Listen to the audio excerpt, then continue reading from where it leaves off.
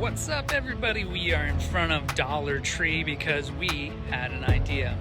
So this video, we are actually going to be making a lure using only stuff that we find in Dollar Tree. So I'm really hoping, last time I was in here, I saw that they had blocks of wood. So I'm really hoping they still have blocks of wood, paint, epoxy, stuff to put it all together. So we're gonna go head inside and see what they have, what they don't have, and fingers crossed that we find some good stuff and we can make a lure out of it. Guys, hit the subscribe button. Let's get going.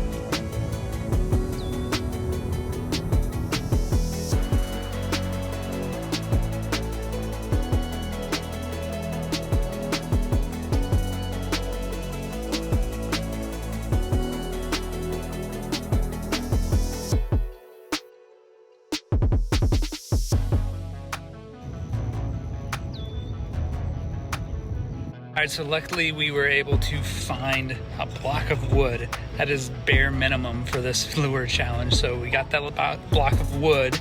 I'm not sure what we're gonna make, but maybe a jerk bait. We did get some paint, not the best of paint, and I'm not gonna use the airbrush. I'm gonna be trying to stay as true to the challenge as possible, only using stuff I found in the Dollar Tree. So this paint, found some epoxy, so that's gonna help with the top coat and all that. Super glue, some paint brushes, that might help with making a tail, and these little eye-like things. I'm gonna use that to make an eye on the lure. So let's get going. All right, so we have to start off with a killer design. Now, I'm not sure what type of lure I'm gonna build. I do have this idea here for kind of like a square bill, maybe. I mean, it is pretty thin, so I don't know if that's gonna be the best bet. Or I was thinking maybe kind of more like a jerk bait, but I do want to incorporate like a tail. So I might go with this one. I'm going to keep drawing up some more here though. When it comes to gluing on here, guys, I just use glue stick. It's temporary, it doesn't mess up the wood, and it doesn't overspray like crazy. So I've used those spray adhesives in the past, and as good as they are, they're also crap. They get really messy, at least in my opinion. So just a glue stick. And if you can find like the extra strength glue stick, even better.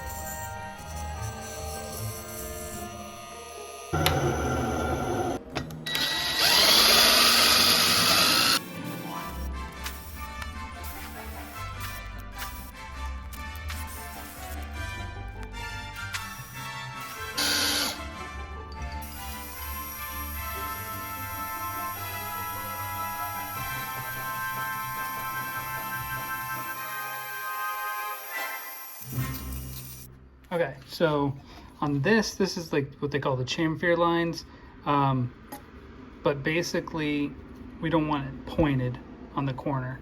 We don't want a 90-degree angle. So I'm going to use the grinder, sander, to take away everything that you see that is green. So basically as I rotate this, I'm going to stop the rotation where the line ends, flip it, and do the same thing. So basically I'm connecting this line to that line.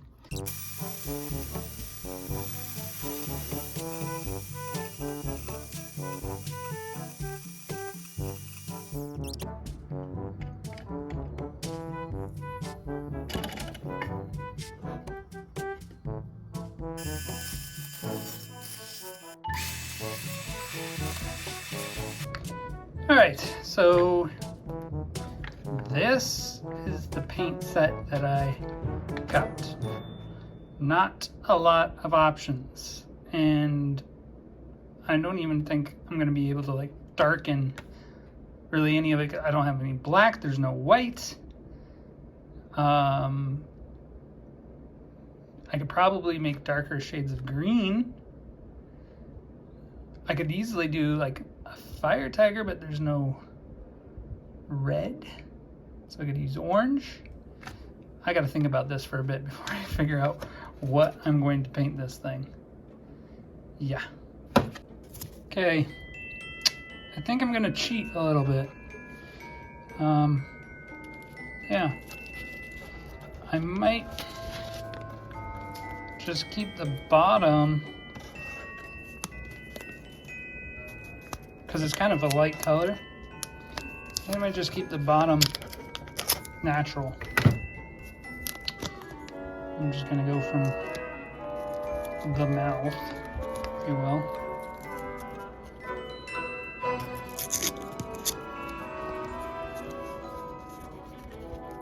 Mouth straight back. Just keep that all natural, baby.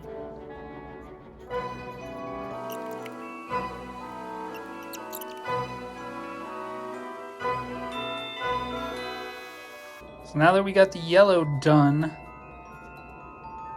I don't know if you can even tell that it's yellow, but we're gonna come in with some orange. Try it out. Just try a technique here. Little dots. Try that. So far this is looking pretty good, in my opinion, for this paint set, that is. I'm gonna go in with the darker shade, so I think I'm gonna do is mix the orange and the pink together to get like a little bit darker, and come back in with some more dots, cover this area up. And I think I might do that 2 times to try to get it darker, maybe even go into like a dark green on top, and then cover this up. So let's get that mixed.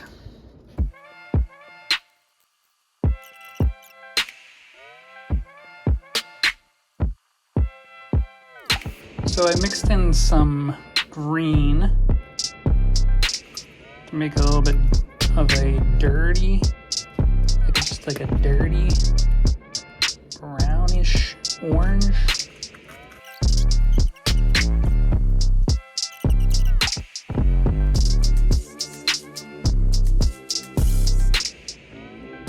So I mixed some of this dark blue with the orange and pink.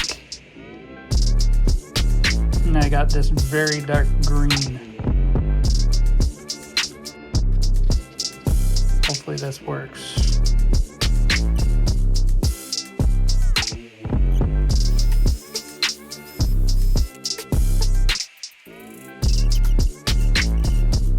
Just gonna come back in and put some dots here so that way it kind of blends in a little bit better, instead of doing just like a solid line at the top.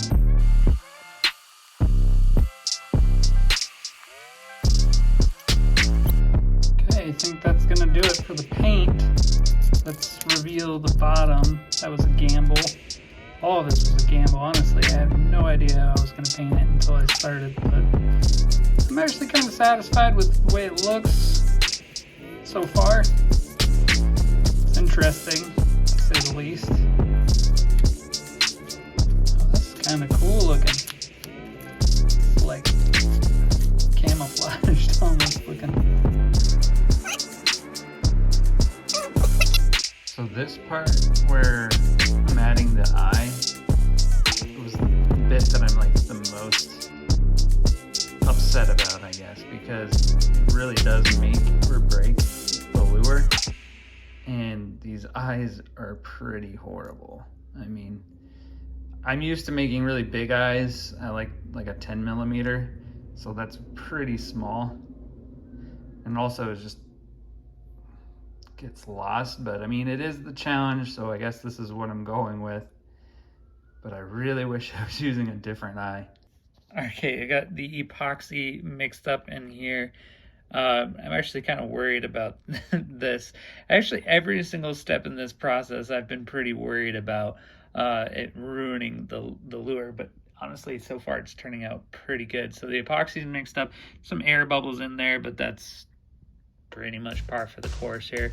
I'm gonna get it kind of painted on, and I do have the drying rack that's rotates, so it's just a rotisserie that I've kind of turned into a drying rack here. So yep, only got two hands, so I'm going to put the camera down, apply the epoxy because this part gets kind of messy and it's difficult, and get it to dry.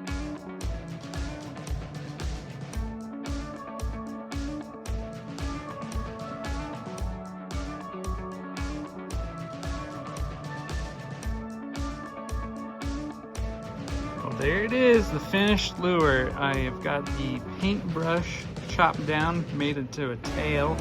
I always hate making these things. They're so hard to do, to get it fit in there just right. But this is all from the dollar store for the most part. The only thing that's not are the hooks, the screw eye hooks, and the lip on here.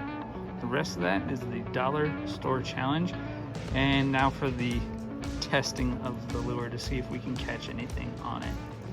But I mean, I think it turned out pretty good. Let's go check it out. This has gotten so overgrown because no one's been fishing this in a while, but hey, it's worth it. Walk through there. I'm gonna just be standing in the water for a bit. Let's see if this thing works.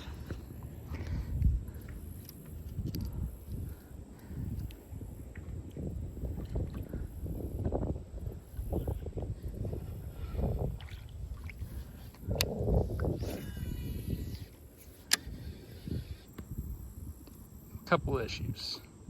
Doesn't seem to want to dive, and when it does dive, it's just pulling, so it's too long. So what I'm thinking I'm gonna do is go home, chop off the tail, shape it again, and try for a shorter body.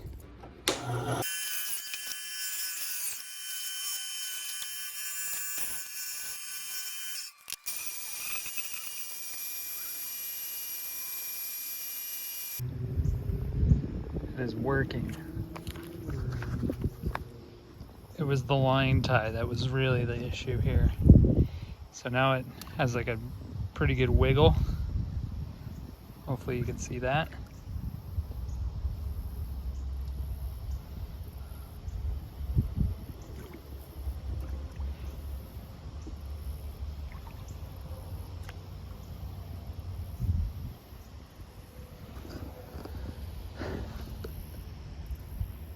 There's a little baby bass right there. They're up shallow. It just rained the other day, so this is probably not the best bait for this because I don't know how deep this is gonna dive, but they should be up shallow, and I think I've been seeing them around the shoreline. Anyway, let's give it a cast.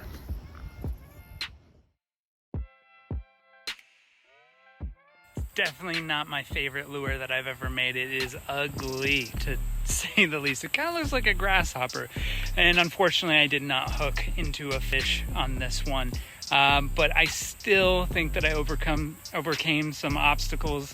It does technically work, and I might fish with it in the future, try to snag one with it. I don't know, it is not my favorite, so I think I have to redeem myself with the next video. So make sure you hit subscribe and stay tuned for that one. If you have any suggestions for future lure builds, put it down in the comments. And thanks so much for watching this one. We'll see you next time.